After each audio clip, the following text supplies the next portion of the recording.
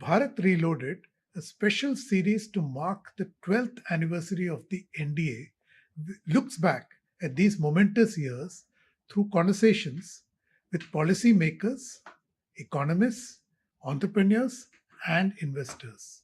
It takes stock of a decade that sought to reimagine India. I am your host, Anil Padmanabhan. Throughout the series, we have explored how India has attempted to build state capacity, expand inclusion, strengthen public health systems, rewire labor markets, and reposition itself in the global economy.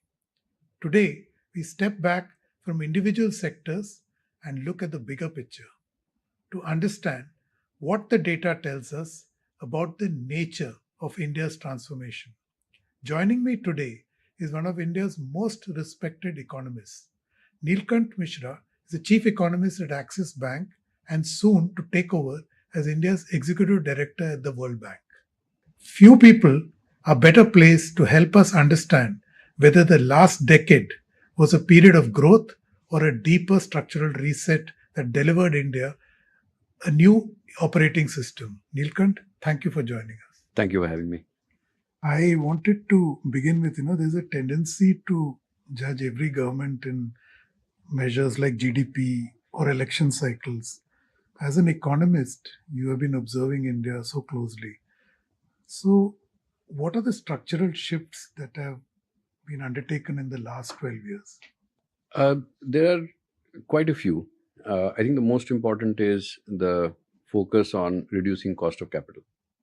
So, I think this government, more than any in India's history, maybe the first NDA government was perhaps one which had seen some fiscal conservatism, but this one has been relentlessly focused on making sure that the government doesn't spend more than it needs to. And which has meant that the cost of capital is among the lowest we've ever seen on the debt side. The emphasis on digital public infrastructure, the fact that Aadhaar was pushed aggressively, the fact that, and maybe in some of these things have been opportunistic in the sense that AMFIs, systematic investment plans, but they're all built on the guardrails of UPI and Aadhaar. So that has meant that the cost of equity capital has also come down. Things like GST have meant that there is much greater transparency. The push on RFID, the FASTags, has meant that global pension funds can invest in Indian road assets without worrying about some leakage happening and black money being circulating and all that.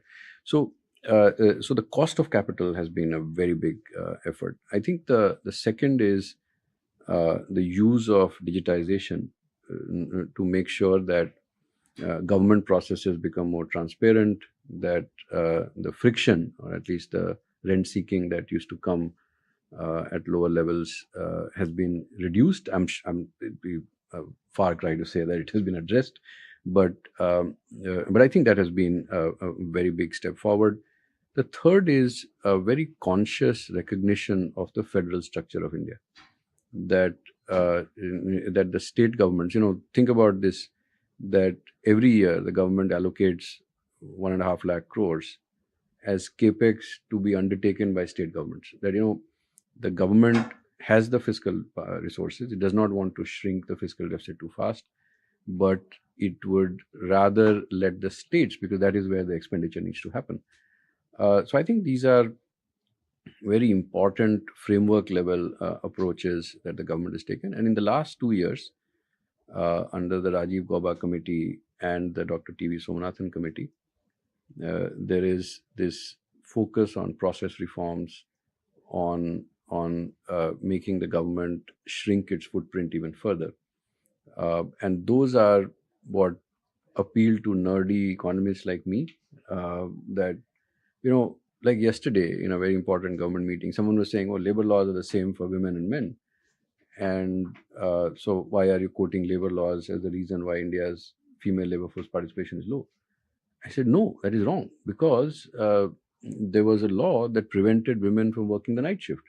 There was a law that prevented women from working in roles that required heavy lifting.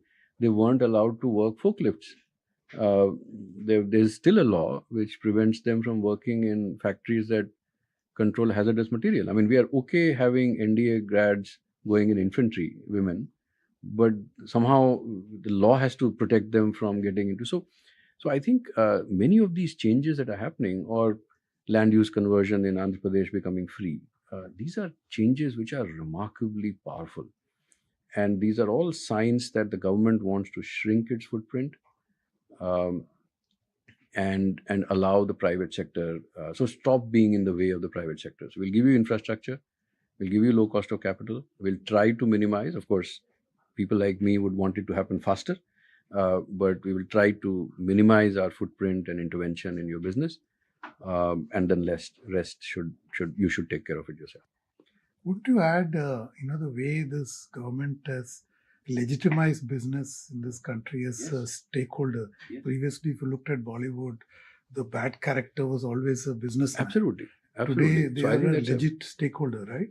Yes, and what I think has happened is that the government, instead of being the doer, uh, is increasingly starting to look at itself as a facilitator. So things that I mean, I wish this happens faster. It is starting to happen, and it, I think, all driven from the top, because that's the way you will see senior policymakers in RBI, in the government, that they will jokingly say that we are the problem. Why do you want to get us involved? And this is remarkable. It's very refreshing, and it is very remarkable. And I wish this happens faster. It happens at the state level as well, because sometimes bureaucrats in various states will come up and say, "Oh, our state has to do a lot, and this is what we are doing. I've told my department to do this and do that." I said, "Boss, you don't have to do anything.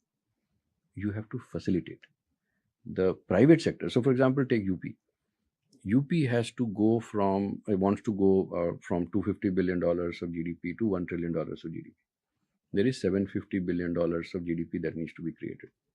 Now, GDP is income, so you need to invest capital to generate that income. Even if you take 25% return on capital employed, you're talking about a $3 trillion investment. Now, does the UP government have it? Does the central government have it? No.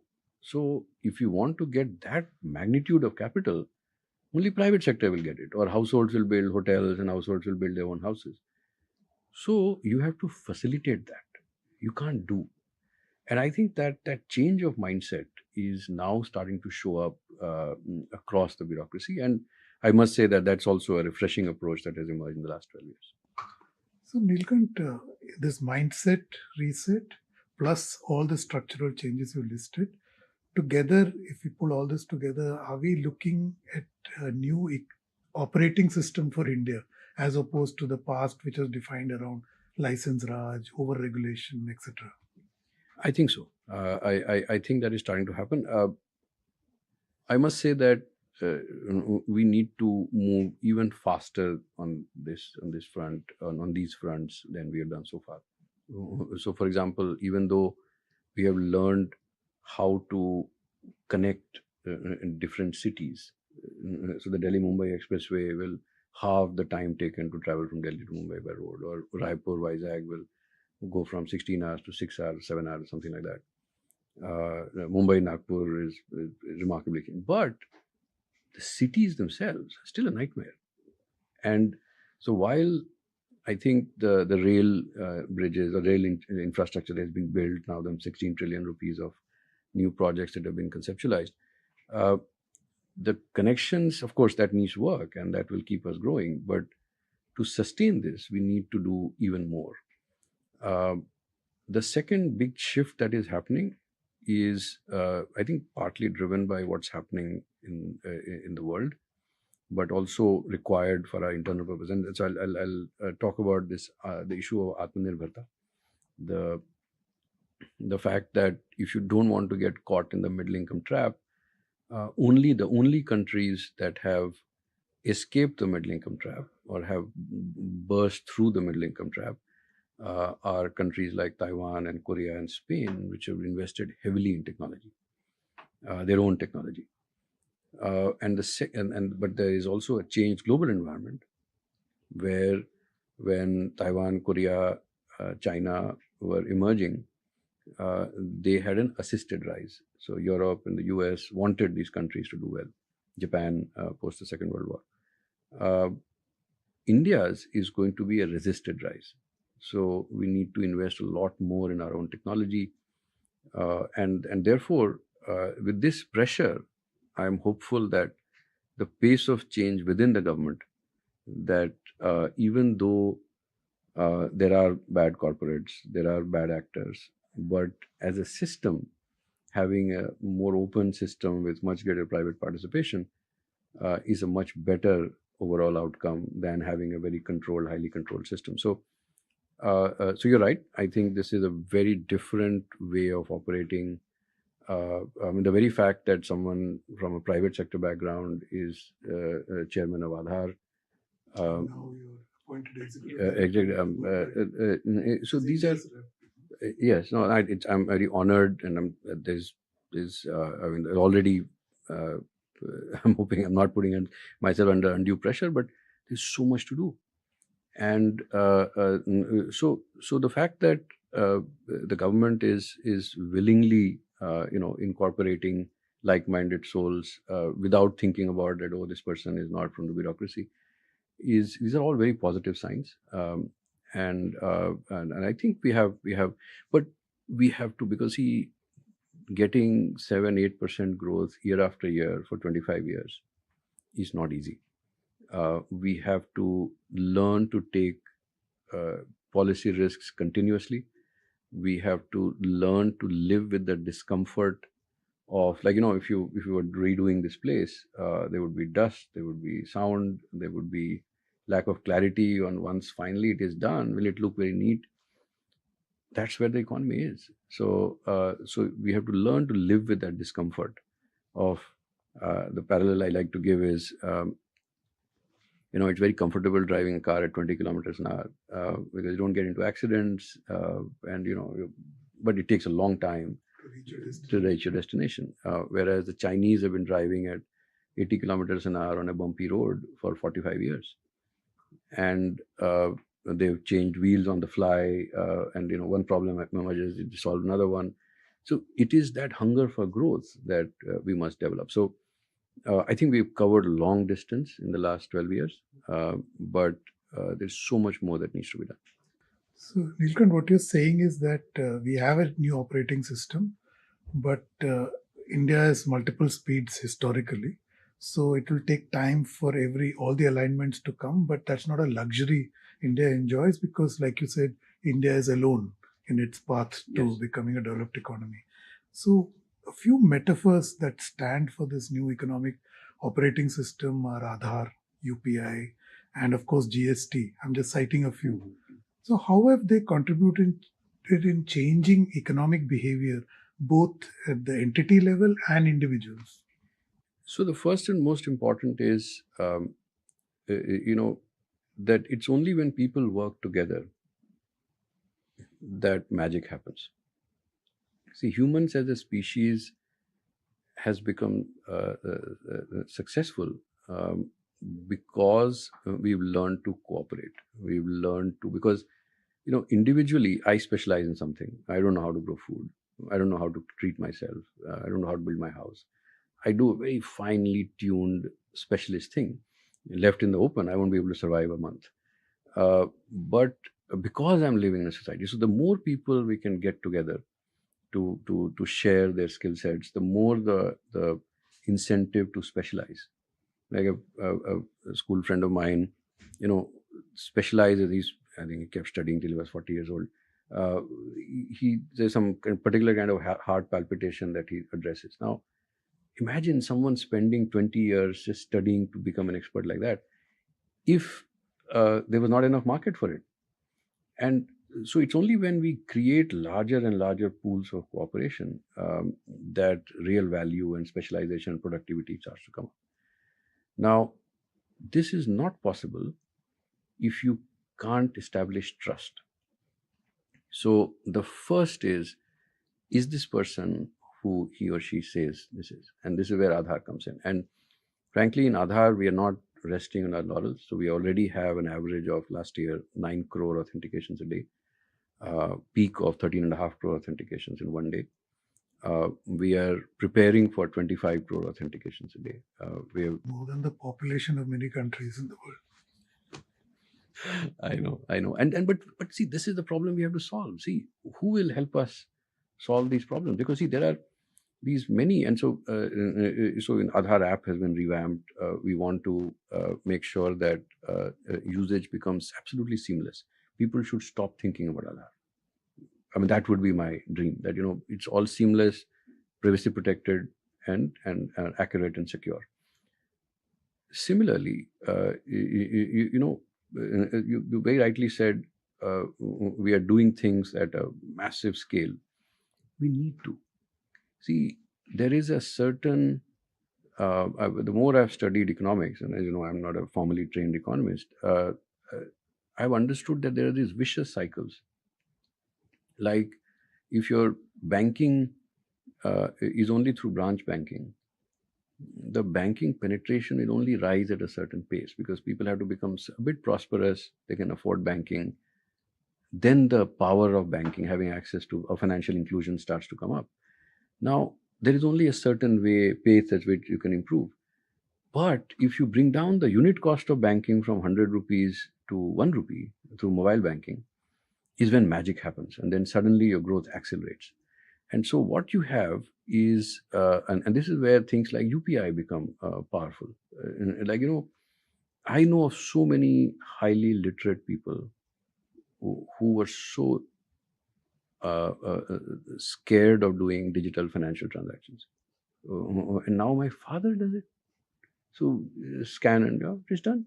Now, I I would have been shocked. And so that's the power of this. Or if UPI didn't happen, SIPs wouldn't have worked so smoothly. Because I was talking to someone in the US mutual fund industry, and he was saying, $30 a month from 11, 12 crore folios was just the cost of KYC and cost of transfer would take away all the value. But in India, the cost of KYC is effectively free, and the cost of transfer is also free. Now, if we didn't have this, see the amount of risk capital we are generating. So think about 1% of GDP now is coming in through SIPs, right? So imagine if this money had gone into bank deposits. Of course, banks would have got into gold. It would have would only be deployed in a certain way. In the case of gold, not deployed at all. The fact that the color has become red, not blue, has meant that the country as a whole now has 1% of GDP worth of risk capital. Now, initially it will be fly-by-night operators. Initially it will be private equity firms getting exits. But eventually, entrepreneurs are tapping into these flourishing markets and raising capital to invest. So this would not have been possible without digital public infrastructure. The fact that MSME credit, the micro, small and medium enterprises, because it is much easier to give 100 crore loan than to give 10 lakh rupee loans or 1 lakh rupee loans, right? So the fact that this muscle is building up is because GST. And what I gives me goosebumps is that because I was involved in the GST setup from the revenue neutral rate committee. I told my associate and I working with Ravi that we are the first people to ever calculate a revenue neutral rate. And so I've been deeply involved with this whole GST process, and I was aware of how people like Nandan used to say that having invoice-based reconciliation will mean that we will have data against which we can lend. This was all planned. This was all foreseen. And when it starts to work at this massive scale, it is so powerful. So I think these and we have to keep doing this. We have to build new layers on top of it. So ONDC has not worked so far, but as people who are involved with UPI say, UPI had 4 near-death experiences. So you have to keep at it. You have to keep it. Second life after demo. Yeah. So but even before that, there were regulatory. So there were large firms which were stalling the progress of UPI because they thought payments was a good business. So why should, and then the regulator had to slap them on the wrist. So lots of things have to happen. So same with ONDC, same with OCEN, the Open Credit Enablement Network. Account aggregator, exactly. So OCEN can be an incredibly powerful engine. So we need to build more and more layers on top of this. And otherwise, how do you see 7 to 8% compounded growth without taking the balance sheet risk that China took? It's going to be very difficult at a country that size. Neelkanth, before we wrap up, one very important point you flagged just now of this new operating system is trust, right? So India is not a very heavily built economy on trust. So how far down the road have we gone? Is it like a tipping point? Have we crossed the tipping point, or we still have a way to go to create a genuine trust economy like, say, the UAE or Singapore or at that level?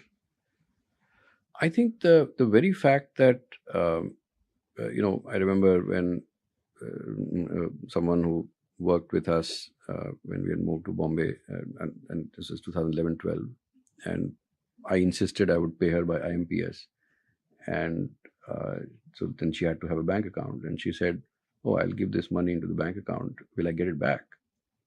It's a trust issue. I said, "Yeah, of course, right." Of course, now having worked closely with RBI, that trust comes with a lot of effort. So we moved from that to people blindly scanning QR codes and the money moving, and so I think there are the trust in the system that these things work. That that if infrastructure is built up, it will mostly work. I mean, there's still disasters happening, like new bridges with potholes and all that, but by and large, I think a lot of things have started working. So people have started trusting the institutions a lot more than they would have otherwise. But we have a very long way to go. I must say that what we have built to a large extent at the national level needs to be replicated at the city level, where people feel uncomfortable spitting on the road. People trust that the system is important, that people don't violate traffic rules, people don't drive on pavements, so those kind of things. When houses are built, that they're not going to fall. When houses are delivered, like RERA, for example, has made sure that at least when a developer does something, it at least will deliver on time, by and large. I mean, there's still problems. So I think at the local governance level, I think and you look at the low trust economies in villages, because the tragedy of the commons, right? So basically, even in my village in Bihar, there are pools of water which are effectively on the thoroughfare, and it's in no one's interest to solve it. It's a sign of a very low trust economy. Why should I do it? So I think translating that at a local government level, where people feel that it is their society, it is their responsibility, is, I think, another 20 years of work. But we need to work on that. Finally, if all of this comes together, the new operating system, a trust economy, and of course, all of the other structural changes, including capital investment. So we are looking at a compounding effect on the economy that is Yes. bound to kick in. Right? Yes, and absolutely. And as you become more prosperous, to some extent, given the low-hanging fruit, the conviction in some of these changes also improves. Remember that we are a democracy. We are also a precautious democracy. So we have to ensure that the fruits of these gains are being, as far as possible, equitably shared. Tangibly. And so people should see that they're benefiting from it, because otherwise the political conviction, I was just reading this book, how Africa works, Joe Studwell's Asia Works was very popular. So I could see that how Ethiopia's remarkable progress completely unwound after 2012 because of political uncertainty. So unless we have to make sure that these gains, but as the gains start showing up, I think the conviction that this works is felt throughout the system. So it's not just the voter, but also the bureaucrat. See, the bureaucrat of today is night and day different from the bureaucrat of 25 years back. Because every 45-year-old today has seen the fruits of reform. They have cousins who are, running businesses, and so that deep distrust, as you said in the Bollywoods, that businessman to corrupt hi hoga, that deep distrust is gone to a large extent. There are still people who believe that private sector has done this and all that, but I'm seeing that percentage is dropping. So the bureaucrats will start trusting that this delivers and this works. The voter starts to accept it, and then people are willing to undergo change and trust that if I go through this change, the outcome for the overall economy is going to be better. So yeah, but I think we are starting to solve these problems. But one point we've not discussed and is very important, that there's a deadline to this. That aaj nahi to kal doesn't work. When I did this study when I was at Credit Suisse on Asian demographics, that was the first time I started talking about we have to get rich before we get old, because the way our fertility rate is plummeting, I think we are going to cross the median age of 40 well before the 2053, which is the current projection. And once you cross 40, it's very hard to grow fast when at a median 48. So we have 25 years to go, and we have to do the best we can. So we have to remain focused on growth. Thank you so much for speaking to us. Thank you, Anand. Thank you.